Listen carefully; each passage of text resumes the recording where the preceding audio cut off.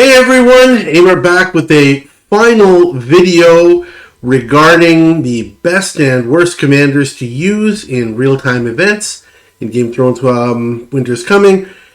Real-time events such as Siege of Winterfell.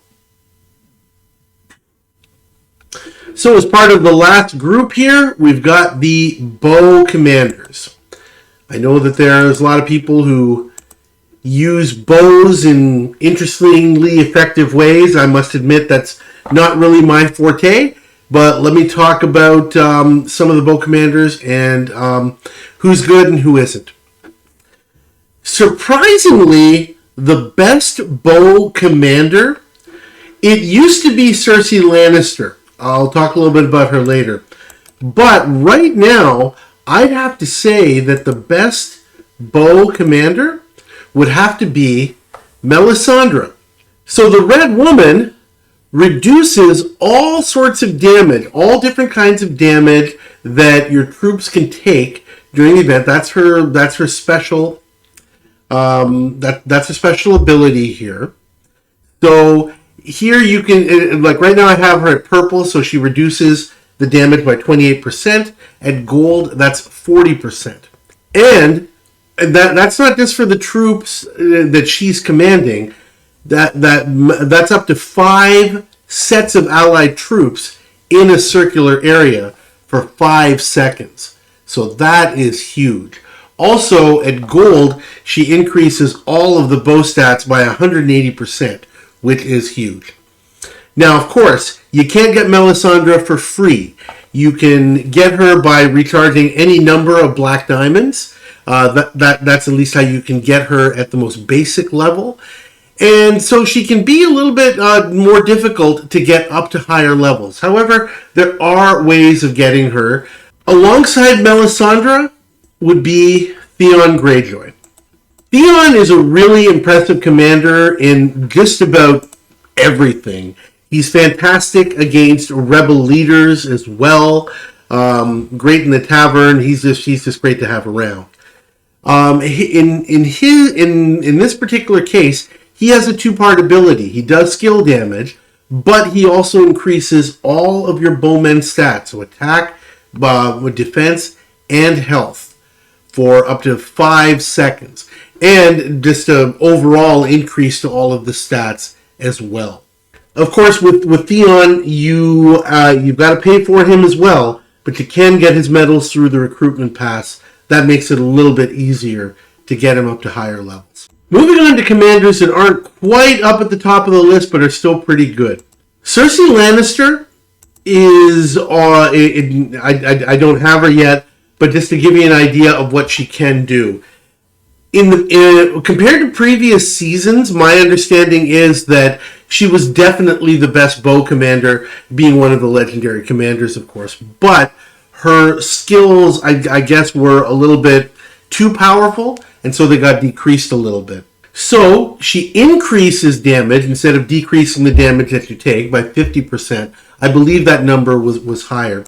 But also, it says it removes all control status effects on the commanded troops and immunity, and grants immunity to all effects. So basically, removes all of the buffs and debuffs in her vicinity. Obviously, she's quite expensive to get, but I guess one of the other problems is that these skills only affect the troops that she is commanding, her deployment. Let's look at Oberyn. Oberyn does some pretty good damage to the troops and also increases bowmen stats and especially bowmen attack for 5 seconds, which is really the most important stat that you want to increase in real-time events. He's a free-to-play commander, which is really, really beneficial. He's certainly the best of the group. So for these sorts of events, don't overlook him. He can be a quality addition to your lineup. Also a good bowman commander, Simon Blackmire. Simon, like some of the other commanders, removes all control status effects on allied troops in a circular area and also grants immunity. So this is kind of similar to the way that Cersei's skill works. He also gives a massive increase, very similar to Theon and Melisandre, in terms of the raw increases to the stats given to your bow troops. Simon is not completely.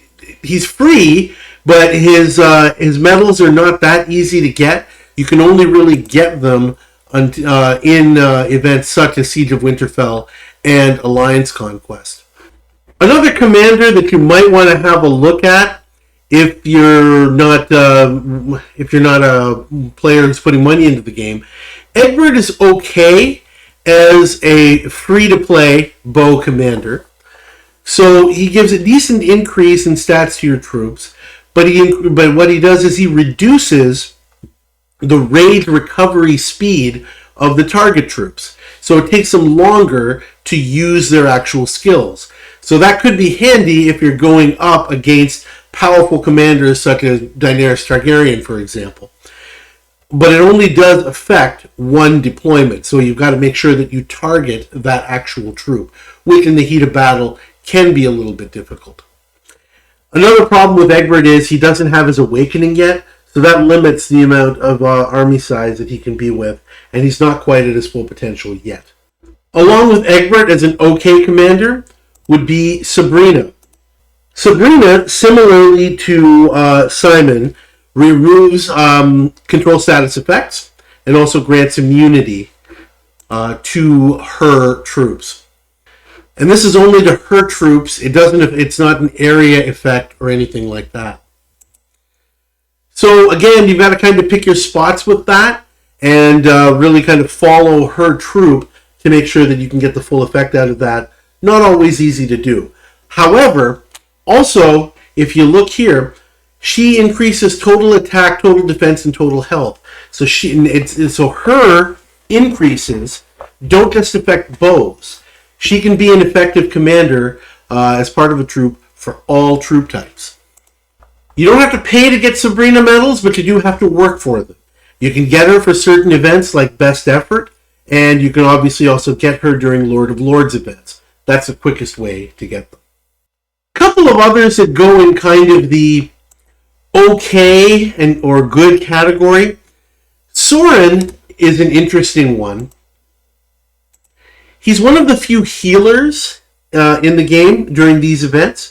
So he can heal the wounded soldiers that that are under your command, I should say, under your command. So it's hard to tell when the battle is raging, but from the wording here, I think he can heal your entire army that's on the field. Because sometimes these blurbs say commanded troops rather than troops under your command. It's easy to get him to gold, and it's something that you should definitely do because of his other buffs. He increases research. He can also help you with gathering and all of that kind of good stuff. Not the strongest, but again, his value increases for your troops are for total attack, total defense, and total health, not just for bows. Another one to look at would be Sansa Stark. Sansa is also a healer. She heals troops in a circular area. Also very beneficial. Her stats are for bowmen only. Her stat increases are for bowmen only. But if you don't have other options, Sansa is fine to use. Now kind of on the lower tier, just to mention them, we can look at Kravras. Kind of average in terms of what he offers. Increases the bow stats at kind of the mid-range level, and he increases bowman health rather than attack. And health is not such a huge important stat, especially in the real-time events. Alongside Kravras in the same vein would be Robert. Robert has kind of the same deal. His skill is basically to reduce attack damage. But even at gold, you can see that only happens for 15% for about 5 seconds. Similar to Melisandre, but at a much, much, much lower level. And then the last one to consider, even though she's great in other spots, Sheila is kind of one you want to use at a last resort. Again, the regular increase in Bowmen stats, but she increases Bowmen defense, which is probably the least important stat that you want to worry about during these events. So again, to tie this together, the best lineups in Siege of Winterfell and other similar events, if you're going to use bows, would be Theon, Melisandre, and Oberyn. These will give you the best bang for your buck for your bowmen troops in these events. But don't overlook some of these ones that give you a total increase to the all the troops under your command in terms of total attack, total defense, total health, such as Sabrina. Hope this helps you in the wars to come. Another season of Siege of Winterfell will be coming soon.